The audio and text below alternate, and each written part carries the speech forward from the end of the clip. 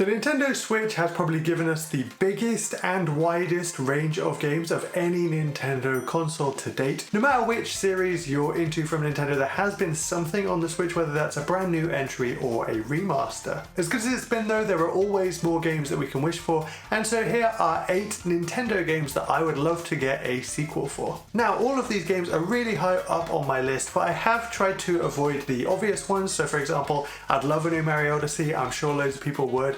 I'd love a new Mario Kart, but they're all really obvious games, so I've tried to avoid those. Let me know what games you would love a sequel for down in the comments, and with that, let's get started with the video. The first game that we're talking about today is Hyrule Warriors Age of Calamity. Now, I found this to be a bit of a surprise hit. It was the first time that I'd properly enjoyed a Warriors style of game for years. There were a few recent entries that I tried, like Fire Emblem Warriors, but I bounced off those pretty quickly, whereas the Breath of the Wild world and characters drew me into Age of Calamity. This is a sequel that I'd specifically like to see for the Switch successor, whatever that is and whenever it comes out. As much as I enjoyed Age of Calamity, I did feel that sometimes the frame rate and the performance did hold it back, and it affected the experience in a negative way. I just love to see a follow-up on a console that has more power, keep the art style the same, and then use that increased power to allow the developers to smooth out the frame rate and the resolution. Personal opinion, but I already think that the art style used for the Breath of the Wild games makes them look gorgeous, so all that it would need really is that increase in performance. Given that Age of Calamity was a prequel to Breath of the Wild, we couldn't really have a game that follows on directly from it, but I have seen an idea online theorizing that a new entry could go back to the original imprisoning war that we learn about in Tears of the Kingdom, and I think this would fit in really well.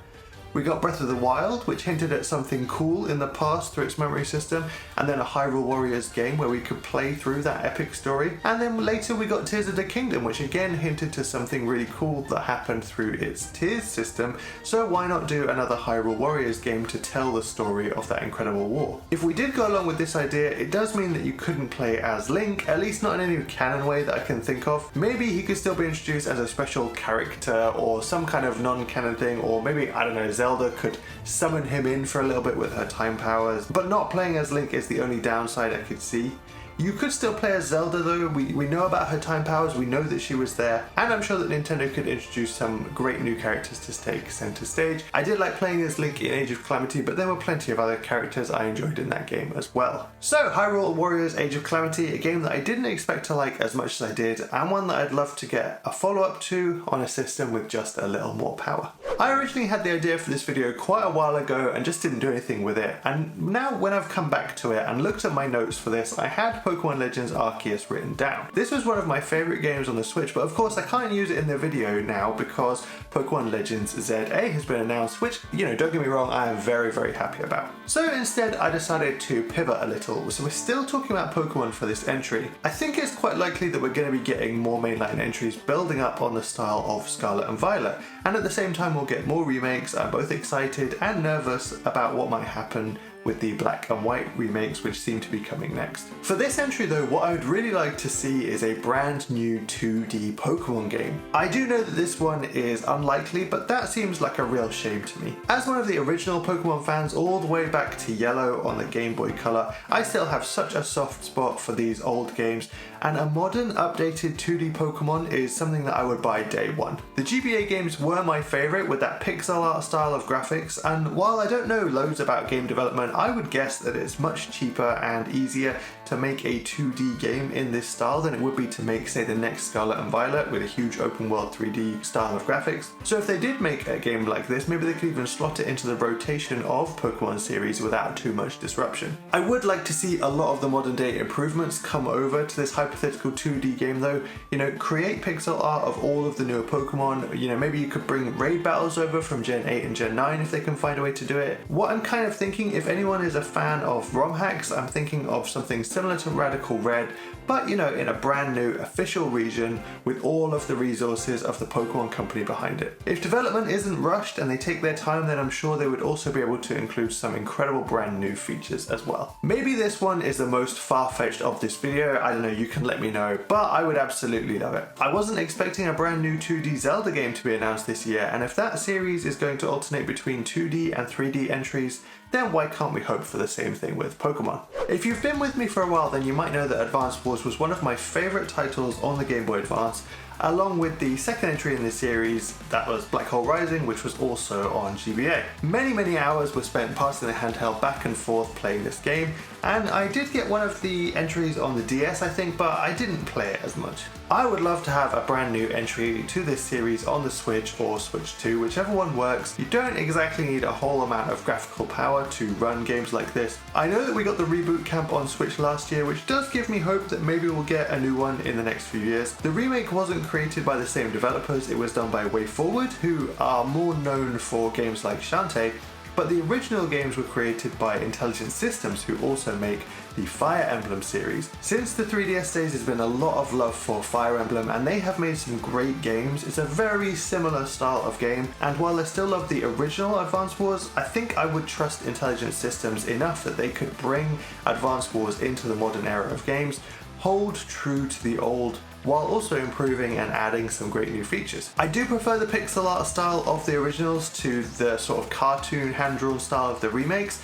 but I would be happy with either really, and I think that the best way to do it would be to use the old characters again, you know, Andy, Max and Sammy. The last entry, Days of Ruin, that switched things up from the charm of the previous games, and it went very dark and gritty, which I wouldn't want them to do again. I know the topic of these games is war, but we have plenty of, you know, dark, serious war games, and to me they all sort of blend into each other. But a new Advance Wars in this style with these cheerful characters, I think it would stand out on its own. Now that I'm making this video, I think Advance Wars and Fire Emblem are the only two tactical strategy series that I've played multiple games from, so it would be great to have Advance Wars back alongside its fantasy counterpart on Nintendo's current consoles. Ring Fit Adventure was a game that not too many people were interested in until the lockdowns happened and many countries had to find ways to exercise indoors, and all of a sudden the game and accessory turned into gold dust. Ring Fit Adventure is very unique and in my opinion is very well crafted as well. This is the closest thing I can think of to truly gamifying exercise. Attaching one Joy-Con to your leg via a strap and one Joy-Con to the ring, it tracks when you run,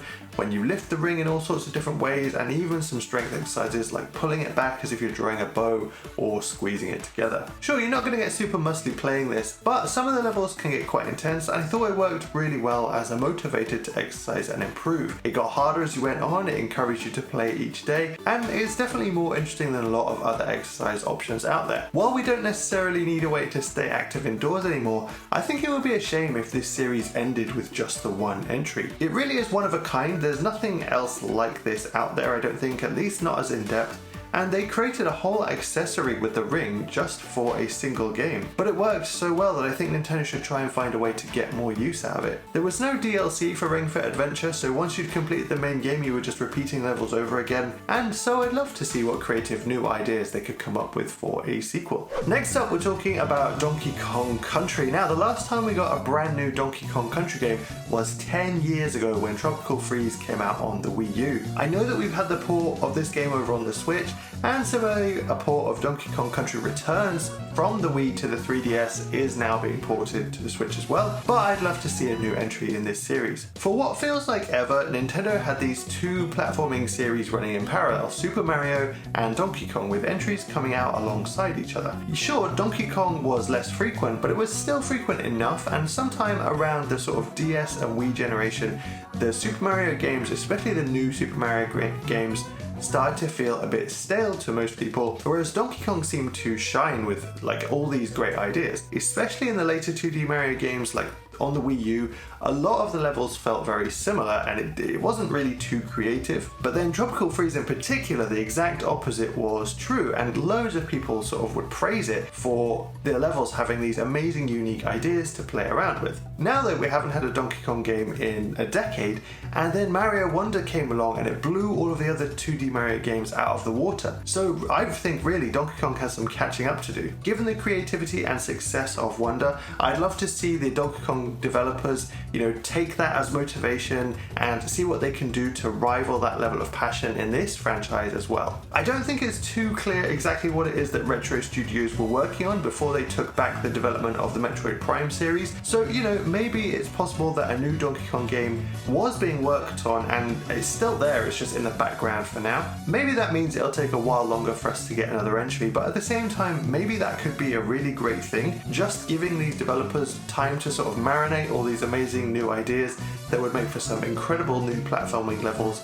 We can always dream. Next up is Kirby and the Forgotten Land. This was the very first 3D Kirby game that was made, and it was actually the best-selling game in the franchise, so it's very likely that another one is coming, but I still thought it deserved a mention because of how much this was a surprise favourite of mine. I did a whole video on this game, so check that out if you're interested. I actually bounced off of it the first time, and only on a second attempt did I really get hooked. The difficulty starts to pick up, your powers get more interesting to use as you level them. It also had a lovely charm to it that sort of felt comforting even in this post-apocalyptic world. I don't think that the Kirby series is going away or anything like that, but what I wanted to mention specifically is that I'd like them to do another 3D game. It might be that there are plans for both 2D and 3D games similar to Mario. I've only really gotten into one of the 2D games before now, which was Planet Robobot, and I think the platforming of this series does work well in either 2D or 3D, but I think a lot of those late game bosses that I really enjoyed fighting in Forgotten Land would only really work in 3 dimensions. It feels to me like you can get a lot more depth and complexity with different movesets and mechanics, which is why I would be really up for another game in a similar style to Forgotten Land. I also said in my other video that I'd really like to see HAL Labs create a game where they just go full throttle into crazy boss fights, but given the audience of Kirby, I think that's much less likely, so instead I'll settle for another 3D game for the little pink ball. The Legend of Zelda Wind Waker. Now, there's one big reason that this is on the list of games I would like a successor to, and that's because I never actually got to play the original one. I know it was released twice, but the GameCube and the Wii U they're the 2 Nintendo consoles that I never had, so there's been no chance for me to play Link's Adventure on the high seas. I guess because of that, I would also settle for a port, but really I just love the idea of sailing around as Link, similar to Phantom Hourglass, but I always thought that Wind Waker looked like it brought more to the table, and I do like the cel-shaded graphics style, and I do think that it helps to keep the game from looking too dated. I really thought we'd end up getting Wind Waker on the Switch, maybe alongside a port for Twilight Princess. The HD remake of Wind Waker is basically the only game left on Wii U that I want to play that hasn't been ported over to Switch. Well, I'd also like to give Nintendo Land a try too, but that never felt very likely, whereas I did think that Wind Waker was quite likely to come across. I know that it's rare, or maybe never done before, for Nintendo to go back to previous versions of Zelda and make a sequel, but we definitely need more pirate-themed games these days, and a new Wind Waker feels like it would be perfect for that. The original came out back in 2002, so that's why I think a brand new one would be good. Take the best ideas from the original game and bring it forward with other modern mechanics that would fit right in. So the final game in this video is Super Mario RPG, and I don't think this would have been on my list if not for the remake, as I never played the original. I'm glad that I did play the remake though. It was a really refreshing RPG to play through. Sure, it was missing some of the deep mechanics that I usually enjoy in this genre, but it was also missing all of the bloat that accompanies many games nowadays. It really respected your time, and I appreciated that. Now, I know to a lot of people the early Paper Mario games were spiritual successors to this. I haven't played these yet, although I am hoping to get round to the Thousand Year Door remaster soon. A new Mario RPG in its own right would have to be a careful balance. There are definitely a lot of new features from RPGs that I could sort of see fitting in, but one of the great things about the original is that it was very fast paced. You were never doing one thing for too long to the point that it started to get dull. So let's talk about an example. Fishing is pretty common in RPGs nowadays, and I could see an argument for it in a Mario game. There's lots of different variations of Cheep Cheep throughout all the different Mario games. They could have different rarities, different colours, and they could give you different buffs depending on which one it was that you caught. But can you imagine a Mario game having to stand still for, I don't know, 10 minutes, and you're trying to fish the special spiky Cheep Cheep because it gives you a thorns buff, and that's maybe one of the best ways to take down the secret mega boss that you're about to fight. In another RPG, that sounds standard. That sounds like something you do in Final Fantasy, for example. but I just can't really see it in a Mario RPG. Now, sure, maybe that actually is something that you do in Paper Mario or Thousand Year Door, and you know, when I get around to playing these games, I'll end up loving it, but right now it just seems a little bit weird for Mario, and that's why I kind of said that there would have to be a careful balance when making a new one. A few years ago, I might not have trusted Nintendo to make this, especially with how they treated Paper Mario on the 3DS and the Wii U, but on Switch, and especially the second half of its life, they do seem like they're starting to turn a corner and bring forward the types of Mario games and Mario RPGs that are people's favorites. Now, Origami King wasn't perfect, but for the Paper Mario games, it was a step in the right direction. And then they remade both Mario RPG and Thousand Year Door. There's a new Mario and Luigi game coming soon. So, you know, they really have had a big focus on these Mario RPG games recently. And if something like a sequel to the Mario RPG was announced, I would be pretty hopeful for it. So there we have it. Those are 8 of the Nintendo games that I would most love to see a sequel to. Now, I know that sadly a lot of these are probably quite unlikely, and of course it's a very personal list to me, so I'd really love to hear what games it is from Nintendo that you would like to see a sequel to. Please let me know down in the comments. I hope you enjoyed this video. Thank you so much for watching, and I'll see you in the next one.